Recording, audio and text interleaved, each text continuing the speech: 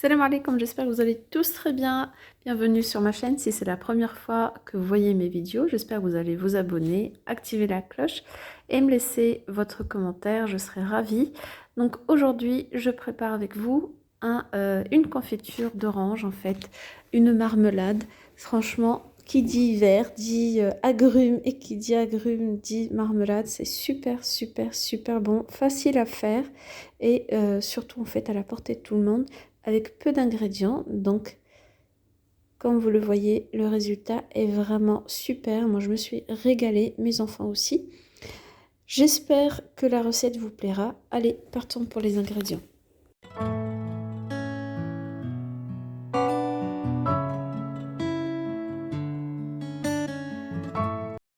Donc, pour faire cela, moi, j'ai besoin donc d'1 kg d'orange et 750 g de sucre. Donc ça, c'est pour la recette. Vous pouvez donc diviser les quantités en deux si vous souhaitez tester dans un premier temps et voir ce que ça donne. Et pour préparer cette confiture, moi j'ai commencé la veille. Comme vous voyez, l'éclairage il n'est pas vraiment au top. Mais je préfère commencer la veille. Comme ça, je laisse reposer mes oranges tranquillement. Je vais vous montrer comment faire. Et le résultat était plus que super. Donc pour cela, moi j'ai pris des oranges non traitées que j'ai lavées. Et là, je vais venir prélever le zeste en fait d'une seule orange. Parce que beaucoup de zeste, en fait, ça donnerait de l'amertume, beaucoup d'amertume à ma confiture. Après, si vous aimez amer, je vais vous montrer en fait qu'est-ce qu'on va faire par une autre partie du zeste.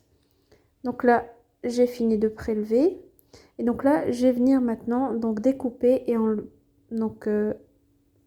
prélever la chair donc de mes oranges. Comme vous le voyez, donc je fais avec le couteau, je coupe une base et après j'enlève donc la peau. Il faut enlever les parties blanches en fait parce que ça donne de l'amertume. Et par la suite, je vais procéder à enlever donc les membranes qui sont à l'intérieur. Soit vous enlevez donc des suprêmes d'orange. Je vais vous montrer ce que c'est les suprêmes d'orange. En fait, c'est vraiment enlevé entre les deux membranes. Et là, on n'a que la chair de l'orange. Sinon, en fait, je vais vous montrer comment je vais faire autrement. Parce que parfois, en fait, il faut avoir un bon couteau bien aiguisé. Sinon, en fait, vous pouvez couper en 4 et enlever donc la partie blanche au milieu. Déjà, c'est indigeste et en plus, en fait, quand vous allez déguster votre confiture après cuisson, il ne faut pas qu'il y ait en fait des petits bouts. Vous voyez, je continue je coupe franchement grossièrement, ça va cuire et ça va fondre. Donc, pas besoin de couper en petits morceaux. Donc là, je finis. Et je vais vous montrer tout au long de cette vidéo que je vais recycler quasiment la totalité de mes oranges. Donc là, je rajoute le sucre. Moi, avec cette quantité, donc 1 kg d'orange pour 750 g de sucre, j'ai trouvé que c'était très correct. En fait, moi, j'aime pas quand les confitures sont trop sucrées. Après, si vous souhaitez en mettre un peu plus. Mais bon, franchement, moi, j'ai trouvé que c'était super. Donc là, j'ai juste mélangé donc mes oranges avec le sucre et je vais les laisser donc macérer un petit moment. Donc là, moi, personnellement, j'ai laissé toute la nuit. Si vous voulez préparer la confiture pendant la journée, donc vous mélangez le tout, vous couvrez et vous laissez reposer au moins 2 heures. Ça va permettre en fait de pré-cuire les oranges et de les laisser en fait donc avec le sucre dégager toute la saveur. Donc là, je couvre et je laisse reposer tranquillement. Et donc là, je vais vous montrer, donc si vous souhaitez une confiture un peu plus amère, un peu plus corsée en goût d'orange, donc là, je vais venir découper, donc comme ça, en lamelles, donc l'équivalent de la peau d'une orange. Et je vais venir la blanchir donc dans de l'eau bouillonnante à 2 reprises. Donc c'est très important de faire cette étape. Ça va permettre en fait, parce que le zeste avec la peau blanche, c'est ce qu'il y a de plus amer dans l'orange. Donc c'est pour ça il faut le blanchir. Donc c'est le plonger dans de l'eau bouillonnante.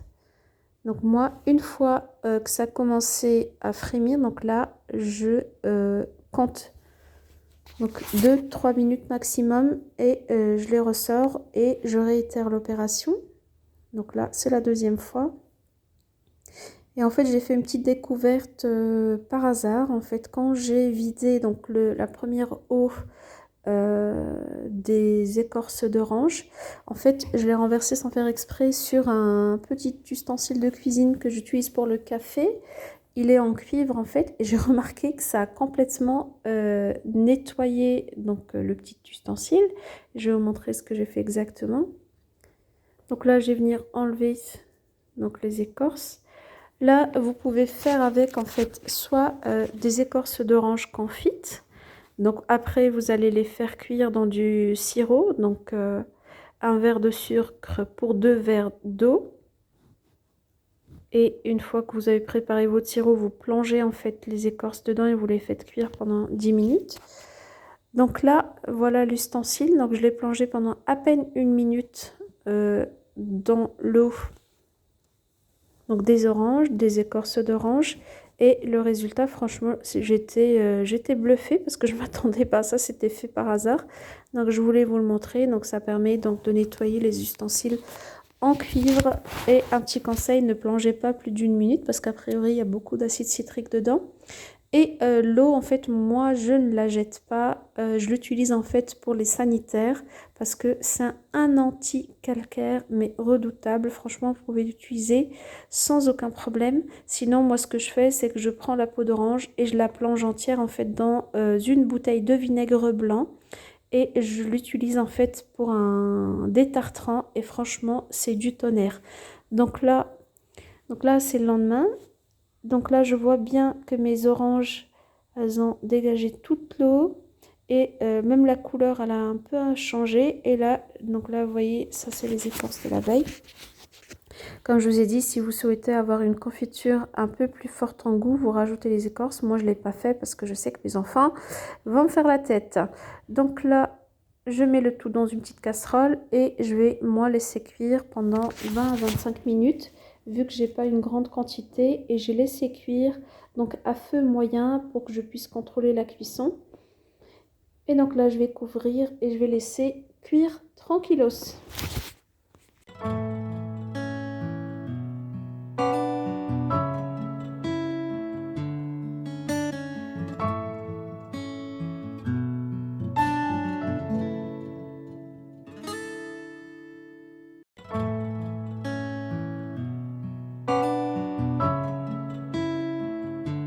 Donc là, je vais vous montrer donc comment...